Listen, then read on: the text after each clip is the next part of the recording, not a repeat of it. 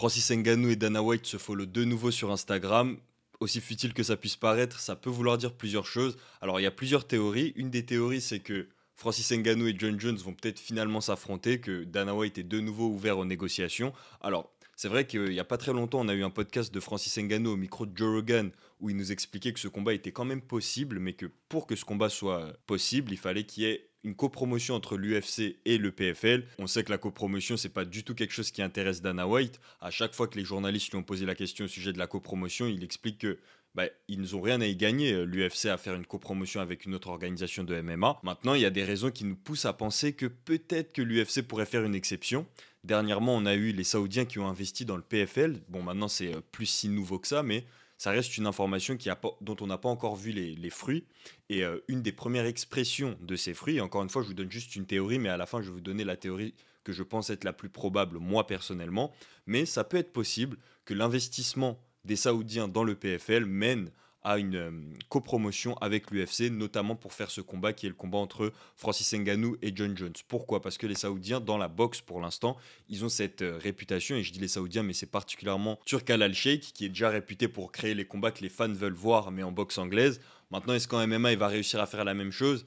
Si les Saoudiens, et je parle de Turk Al-Sheikh parce qu'il est très proche de Dana White, mais les Saoudiens en général réussissent à investir assez d'argent pour que l'UFC envisage de faire une copromotion, c'est sûr que le combat entre John Jones et Francis Ngannou sera le premier combat qui sera organisé. Ce sera une belle manière de marquer le coup. On sait aussi que Dana White a une très bonne relation avec les Saoudiens, puisque Dana White, à la base, c'est complètement impossible qu'il fasse cette copromotion, même ce combat avec Francis Ngannou. Dana White a déclaré à plusieurs reprises dernièrement que il déteste Ngannou, que selon lui, c'est pas une bonne personne, que Ngannou lui doit de l'argent même, il est allé jusqu'à dire ça, que voilà, Ngannou a peur de John Jones, etc. Donc, on sait que Dana White n'a pas du tout envie de bosser avec Francis Ngannou à la base, mais j'avais dit une phrase en particulier il y a quelques mois, quand je vous parlais de ce potentiel affrontement entre Jones et Ngannou, et que Ngannou venait de faire le podcast avec Joe Rogan pour dire que c'était potentiellement possible que ça arrive.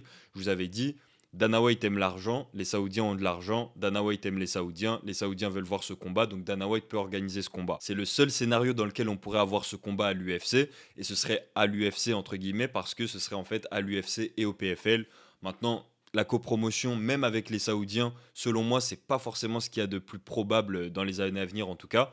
Par contre, ce qu'il y a de plus probable dans les années à venir, et on a des signes du côté de Dana White comme on a des signes du côté de Francis Ngannou, c'est que l'UFC soit impliqué dans la boxe. Comme je vous ai dit, Dana White a une excellente relation avec les Saoudiens.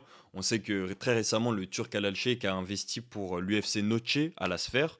Donc il avait investi de bon cœur, c'était même pas une demande de Dana White, il avait investi pour la réalisation de ce projet de l'UFC Noche. Il y avait assisté, mais il n'y avait pas assisté seul. Il y avait assisté avec Eddie Hearn. Eddie Hearn qui est lui aussi une énorme figure de la boxe anglaise, c'est un promoteur de la boxe anglaise. Il a promu Anthony Joshua, Tyson Fury dernièrement. D'ailleurs, tous ces combattants font que perdre, mais c'est un autre sujet. La présence de ces deux personnages, donc le Turk Al-Sheikh et Eddie Hearn à l'UFC Noche, c'est un signe que Dana White souhaite vraiment s'impliquer dans la boxe anglaise et que voilà, il est en train de se créer des portes pour pouvoir intégrer ce milieu de la boxe anglaise. Et pourquoi est-ce que Dana White veut intégrer ce milieu de la boxe anglaise? Les gars, il faut savoir que Dana White veut intégrer ce milieu depuis le début, avant même le MMA. Dana White, son projet à la base, c'était de vraiment être impliqué dans la boxe anglaise, que ce soit en tant que promoteur ou autre chose. Il y a même une anecdote comme quoi il portait les sacs de Jeff Mayweather, l'oncle de Floyd Mayweather. Il est dans le monde de la boxe, il faisait même des cours de cardio boxing. C'était la boxe que Dana White appréciait. Mais ces dernières années, on a justement entendu Dana White beaucoup critiquer le monde de la boxe pour la corruption, pour la lenteur à laquelle les combats sont organisés. On a des combats comme Terence Crawford face à Errol Spencer Jr. qui prennent 4 à 5 ans pour être organisés, tellement les équipes en boxe anglaise ne veulent pas que les meilleurs s'affrontent entre eux, ils veulent vraiment conserver leur star, etc. Tout ça, c'est des choses que l'UFC ne font pas. C'est tout l'inverse de la philosophie de Dana White, et c'est les raisons pour lesquelles Dana White critique la boxe depuis toutes ces années. Mais comme il l'a lui-même très bien dit dans une interview hyper importante qu'il a donnée il n'y a pas longtemps là, pour un Dana White Contender Series, il a dit « Ça fait 30 ans qu'on critique la boxe anglaise, mais ça fait 30 ans que la boxe anglaise est toujours là. Et donc, quel bon moment pour investir dans la boxe anglaise ?» C'est les mots de Dana White, là, très récemment. Vous pouvez trouver l'interview, c'est le dernier Contender Series. Non, c'est pas le dernier, c'est celui de septembre. Dedans, il explique qu'il a un plan pour intégrer la boxe anglaise, qu'en 2025, il va le dévoiler au public. On sait qu'il a déjà promu un combattant, Callum Walsh, un combattant irlandais, un boxeur. C'est le premier événement de boxe dans lequel Dana White a été impliqué. Maintenant, on sait que ses projets sont bien plus grands que ça. Il y a certaines suspicions que le projet de Dana White est mêlé au projet du Sheikh. Le projet du Sheikh Al-Sheikh, c'est de créer une nouvelle ligue de boxe. Dana White, on lui a posé la question par un journaliste, est-ce qu'il a un rapport avec cette potentielle ligue de boxe qui a été leakée entre guillemets par le Sheikh lui-même. Dana White a eu une réaction assez particulière et il a dit on sait jamais, on n'est jamais sûr. Donc il n'a pas dit non. Ce qui est sûr, c'est que Dana White a des gros plans pour la boxe anglaise et il veut affilier la boxe anglaise à l'UFC, tout comme il a affilié le slap, par exemple, le power slap à l'UFC. C'est son projet, il l'a implicitement exprimé. Maintenant, on attend en 2025 qu'ils nous le disent clairement.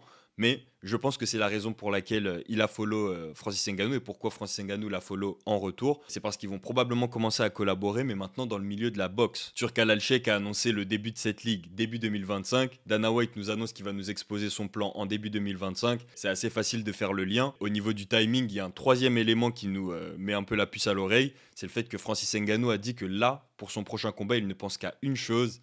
Le combat face à Tyson Fury, la revanche face à Tyson Fury. Alors déjà c'est tout un autre débat de est-ce qu'il y a matière à faire une revanche dans cet affrontement? Est-ce que ça vaut le coup pour Francis Ngannou de tenter de réaffronter Tyson Fury alors que Tyson Fury était au plus bas au moment où ils l'ont affronté? Il l'a quand même battu. Là on a vu Tyson Fury qui revient pas à son meilleur niveau mais qui est revenu à un niveau vraiment respectable avec ce qu'il a fait face à Usyk, même si c'était une défaite, c'était un combat très serré. Est-ce que on peut imaginer que Francis Ngannou puisse avoir un niveau semblable au top de la division en boxe, maintenant que le top de la division est revenu à un niveau décent?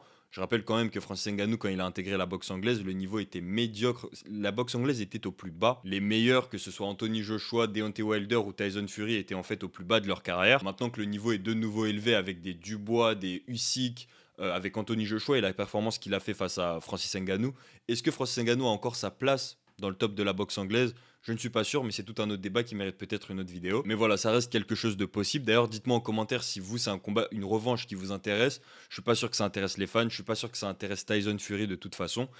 Les promoteurs, évidemment, ça les intéresse parce que ce sera un money fight. Pour moi, il n'y a pas de doute. La raison pour laquelle ils se sont follow ici, ça a clairement un rapport avec la boxe anglaise. Dana White semble vouloir arriver avec quelque chose de révolutionnaire pour le système de la boxe anglaise. I have a plan, you know. I'm going to implement that plan, and we'll see how it works. You know, we'll see how this thing works. People have been talking about the demise of boxing for 30 years, and we're still here talking about boxing right now. I have always had an idea of how I thought it should be done. I don't know if that's possible, but we're going to find out. I'm coming in guns a-blazing. Turk Al-Sheikh sont prêts à investir les sommes d'argent nécessaires pour mettre tout ça en place. Mike Tyson a déclaré que l'arrivée de Dana White dans le monde de la boxe, c'est la meilleure chose qui pouvait arriver à cette industrie. On a hâte de voir ce que ça va donner. Je pense que vous avez compris que la théorie à laquelle je crois, c'est plutôt la deuxième concernant la boxe anglaise, plutôt que la théorie avec John Jones et Francis Ngannou. Je pense que le combat entre John Jones et Francis Ngannou n'aura jamais lieu, pour être honnête. Déjà, les deux ont trop à perdre et je pense que même l'UFC n'aurait pas tant à gagner à organiser ce combat avec le PFL. Surtout qu'il faudrait pas seulement faire ce combat principal dans la copromotion, il faudrait aussi faire toute une carte avec d'autres combats potentiellement en copromotion. Ce serait quelque chose d'assez compliqué à envisager, en tout cas pour l'instant. Dites-moi si vous pensez que le combat entre John Jones et Francis Ngannou est quand même possible. Francis Ngannou lui-même avait annoncé dans le podcast que c'était pas impossible, mais c'est très voire trop difficile à imaginer.